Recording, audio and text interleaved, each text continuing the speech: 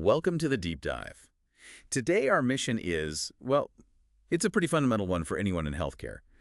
We're taking a really close look at how microbial infections interact with the human body across the entire lifespan. Right. We're talking from the very beginning, the embryo, all the way through to older adulthood. Exactly. We want to understand age-specific microbiology. How things shift, susceptibility, severity, even the symptoms you might see. And that's the core theme, isn't it? If you look across that whole timeline, the single biggest factor determining how you respond to an infection, how vulnerable you are, how sick you get, it's the functional capacity of your immune system at that specific moment in life. So it's like a spectrum. It really is. You see this huge swing from total dependence in the very young to this sort of progressive functional decline as people get older. And it's not just aging passively, is it? I mean, our sources mention that even modern medical stuff like certain hormone therapies can actually change things. Oh, absolutely. They can alter the natural pH balance in, say, the reproductive system, and suddenly you're more susceptible to, bacterial or fungal infections that maybe weren't a problem before. Which really highlights why we need to break this down chronologically. That's the plan. We're going to tackle this by age groups starting perinatal, then infancy and childhood, moving to young adulthood, and finally focusing on the elderly. It lets us see exactly what changes and why that matters so much in a clinical setting. Okay, let's dive in then, starting right at the beginning, the perinatal period. We should probably clarify a couple of key terms first. Good idea. So perinatal infections, these are the ones passed from mother to baby, either during the pregnancy itself or during delivery. Right. And then there's the more specific threat, congenital infections. These are actually happening in utero. The pathogen manages to get across the placenta and infect the developing embryo or fetus directly. Let's talk about that placenta. It's meant to be a barrier, right? Oh, it's an incredibly complex structure. Think of it like a really sophisticated biological filter. Its main job is to keep the mother's and baby's blood supply separate, protecting the baby. But it's not perfect. Exactly. It's effective, but it's not impenetrable. Some microbes, viruses, parasites, even some bacteria, they've evolved ways to sneak through and cause problems. And the developing baby, whether we call it an embryo in those first 8 weeks or a fetus after that, it's pretty much defenseless on its own. Essentially, yes. It's completely dependent on the mother's immune system. How does that work exactly? Well, the fetus has very limited ability to make its own antibodies, things like IgM or IgA, especially early on. And crucially, it doesn't make IgG at all. So it has to borrow it. Precisely. Maternal IgG is the only antibody type that can cross the placenta. That gives the baby vital passive immunity protection that lasts until after birth. Well, we see this vulnerability, this sort of leaky barrier idea pop up in other ways too, right? Not just infections. Yeah, definitely. Like taking the antibiotic tetracycline during pregnancy, that can actually cause permanent staining on the child's teeth later on. Wow. And then there's the MMR vaccine. It's contraindicated, meaning you absolutely shouldn't give it during the first trimester because of the risk of birth defects. So that fragility, it continues even right after birth.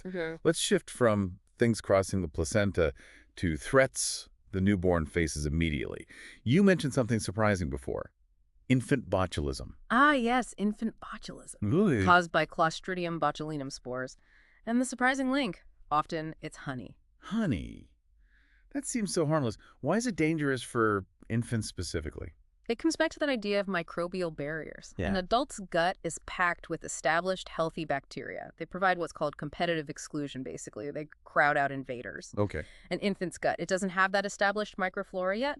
So if they ingest C. botulinum spores, there's no competition. The spores can germinate, multiply, and produce their really dangerous neurotoxin. So the lack of good bacteria lets the bad ones take hold. Exactly. And it's actually thought that this might account for maybe up to 10% of SIDS cases, sudden infant death syndrome. That's chilling. Really puts the vulnerability of that early digestive system into perspective. Okay, let's circle back to those congenital infections, the ones happening in utero. Because the danger there is often hidden, right? We should probably start with CMV. Cytomegalovirus, or CMV, yeah. Statistically, it's the most common virus passed during pregnancy. It's incredibly common in adults. Maybe 50 to 80% of us in the U.S. have it by age 40.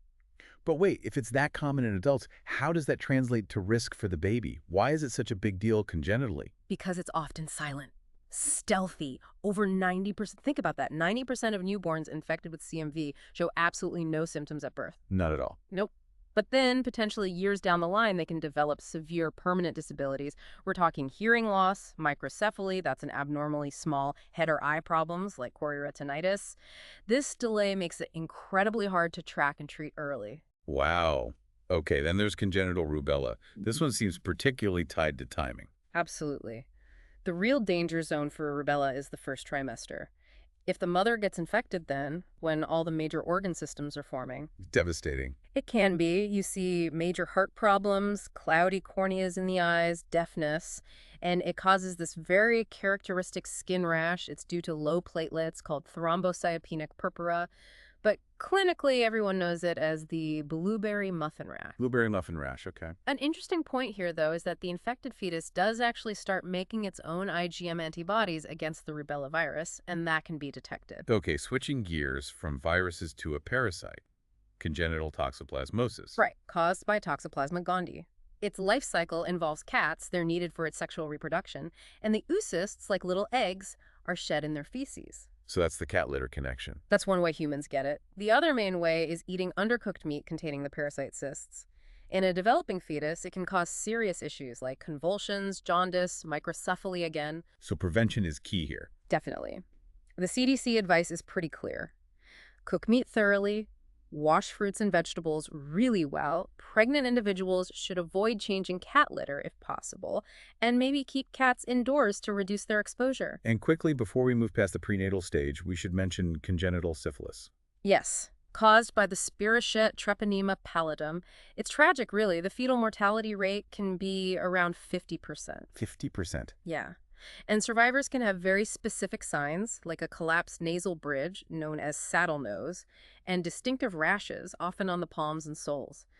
Thankfully, effective penicillin treatment during pregnancy can prevent it. And also important to mention HIV. Right. Transmission rates from mother to child for HIV have been drastically reduced now, thanks to effective antiretroviral drugs for the mother, sometimes using elective C-sections, and advising against breastfeeding in settings where safe alternatives exist. Okay, so the baby's born. Now what? We're moving into that critical period where their own immune system has to start taking over, right? Exactly. For a while, the newborn is kind of running on borrowed time. They've got those maternal IgGs that cross the placenta, plus they get IgA antibodies and even white blood cells from colostrum and breast milk. That first milk is really important then. Incredibly important, but it's temporary protection. So when does the baby's own production line really start ramping up? Their own IgM antibody synthesis starts to rise pretty sharply around 6 days after birth. By the time they're about 1 year old, their IgM levels are roughly equivalent to adult levels. So that whole first year is a massive immune system development phase. It really is. It's a period of rapid maturation. And that's why the vaccination schedule is so critical during this time. It helps stimulate those specific defenses against diseases they haven't encountered yet. But even with that passive immunity boost, they face immediate threats, especially on the skin. Yes, neonatal skin infections are a big concern. Impetigo neonatorum is one caused by Staphylococcus aureus. It's highly contagious, a real problem in hospital nurseries, usually showing up 4 to 10 days after birth. And there's a more severe version, too. Right, staphylococcal scalded skin syndrome. It causes the skin to blister and peel, and it's actually much more common in infants than adults. Other serious threats in newborns include Group B streptococcal disease, or GBS, which can cause sepsis, pneumonia, meningitis. Really serious stuff. Absolutely. And common bacteria like E. coli can also cause problems, like urinary tract infections or even meningitis in newborns. Okay, so the child gets a bit older, they start going to daycare, then elementary school, the environment totally changes. Completely. And this is where that constant exposure happens. Every kid passing around every germ. You called it the immune system building its library earlier. Yeah. And that's a perfect description. This constant exposure is what drives immune maturation. Childhood is prime time for encountering pathogens that prime the system for later life. Think about things like strep throat. Right, caused by Streptococcus pyogenes. Exactly. And if it's not treated properly, it can lead to serious complications down the road, like rheumatic fever affecting the heart or scarlet fever with its characteristic rash. This is also when kids commonly get ear infections, otitis media, and encounter those classic childhood illnesses, many now vaccine preventable, like chickenpox, mumps, measles, rubella. It's like a training ground. It really is essential training for a healthy adult immune system. Okay, let's shift gears now to young adults. Right. Biologically, you'd think this is peak immune system time, right? High metabolism, lots of cell production. Generally, yes. Their immune systems are typically quite robust. But there's an interesting point. The thymus gland, which is crucial for maturing T cells, actually starts to decline in function after puberty. Oh, I didn't realize it started that early. Yeah, it's a gradual process. So while their immunity is strong, they're also hitting these new, intense microbial environments. Think college dorms, military barracks, traveling, starting new jobs. Right, like the example you sometimes hear about new teachers. Exactly. A young, healthy adult starts teaching kindergarten. Suddenly, they're bombarded by dozens of kids carrying a whole new set of germs they haven't met before. So they get sick constantly at first. For a while, yeah. They catch every cold, every bug going around, till their immune system adapts and builds immunity to that specific environment's microbes. So those close quarters are a major factor, and this brings up a big question. Why do certain infections just seem to explode in this age group? High school, college students. It's often a combination of that close living and sometimes new behaviors. It creates a sort of perfect storm. Like infectious mononucleosis. Yeah. The kissing disease, caused by the Epstein-Barr virus, usually spread through saliva. Sharing drinks, utensils, very common in dorms or student housing, makes it spread easily. It predominantly hits high school and college-aged individuals. And then there are sexually transmitted infections, Yep. STIs. The numbers here are kind of shocking. They really are. The statistic is stark. Almost half, 50% of the roughly 19 million new STIs diagnosed each year in the U.S. occur in people aged 15 to 24. Half of all new cases in just that 9-year age window. That's incredible. It's a huge public health issue. On college campuses, you see high rates of chlamydia, gonorrhea, herpes, HPV, syphilis, hepatitis B and C, HIV. And it's important to remember most young adults who develop AIDS were likely infected during adolescence. And another risk amplified by close living in this group, meningitis. Yes, specifically meningococcal disease caused by Neisseria meningitidis.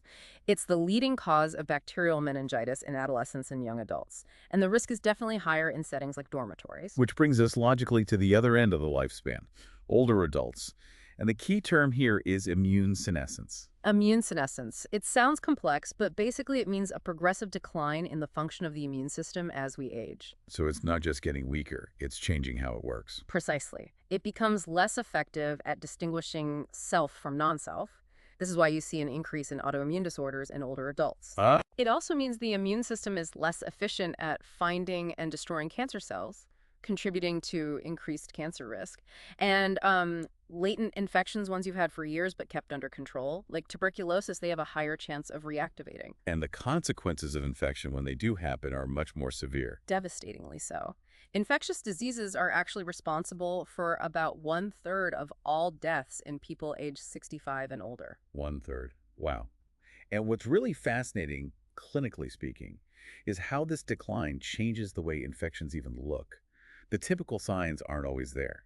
That's one of the biggest challenges. Those classic signs we rely on in younger people, a high fever, a big jump in the white blood cell count, what we call leukocytosis, they're often reduced or sometimes completely absent in an older person. Why is that? It's because of that blunted immune response from senescence. The body just doesn't mount that same strong systemic reaction. So if you don't get the obvious fever, how do clinicians catch a potentially deadly infection before it's too late? That is the million-dollar question in geriatric medicine. The really critical takeaway for anyone working with older adults is that even a small temperature rise matters. An elevation of just 1.1 degrees Celsius, that's about 2 degrees Fahrenheit above their normal baseline temperature, must be considered a significant febrile response. So you can't wait for a high fever. That subtle change needs urgent attention. Absolutely, because a serious, life-threatening infection could be brewing even without that dramatic temperature spike. And the specific infections that are major threats reflect this vulnerability. Pneumonia seems to top the list. It's the leading infectious cause of death in this age group, yes. The specific bacteria involved can vary. Streptococcus pneumoniae is often the culprit in community-acquired cases. But in nursing homes or hospitals, you're more likely to see gram-negative bacilli, like E. coli or Klebsiella. And influenza. Influenza is incredibly dangerous for older adults. Over 80% of flu-related deaths each year occur in people 65 and older. Often it's not the flu itself, but the secondary bacterial pneumonia that follows it that's fatal. And this increased risk isn't just internal biology, right? There are other factors. It's a combination. Biologically, things like skin thinning reduces the barrier function, decreased mucus production, maybe reduced urine flow, increasing UTI risk. All these physical changes play a part. And socially. Socially, older adults often spend more time in healthcare settings, hospitals, nursing homes, where they are unfortunately at much higher risk of picking up nosocomial or hospital-acquired infections. Okay, so looking back across this whole journey, from embryo to elderly, what's the big takeaway? I think it's seeing just how dynamic microbial risk is. It's constantly shifting. We start with that complete dependence on mom's immunity, then move through childhood where the immune system is actively learning, building its defenses through exposure. Then peak function in young adulthood, but with new environmental challenges. Right. And finally, that critical functional decline immune senescence, which defines vulnerability in older age. It's a lifelong balancing act. So if we think about the future, where does this understanding lead us? What's the next step for healthcare? Well, I think it points in two main directions. First, figuring out how to support or even bolster the aging immune system, trying to keep it functioning effectively for longer. That's key to healthy aging. And a second. Developing treatments, especially antibiotics, that are less harsh. This is crucial at both ends of life for the very young, whose organ systems are still developing, and for the elderly, whose systems may be more fragile and susceptible to damage from strong drugs. That point about diagnosis in the elderly, the silent symptoms, really sticks with me. It's a profound challenge. Yeah. I mean, given that infections cause a third of deaths in people over 65, and the classic signs like fever are often missing because of immune senescence, it makes you wonder, how can we get better at spotting these hidden infections faster? That's the critical question. Are there new surveillance methods? Maybe better biomarkers we can track? Could AI help monitor subtle changes? Finding ways to catch those silent, potentially lethal infections before they become unstoppable. That really feels like a major challenge for the future of healthcare. Absolutely. A fascinating and vital area for research and innovation. Well, thank you for walking us through that whole lifespan journey. It really puts things in perspective. And thank you for joining us for this deep dive.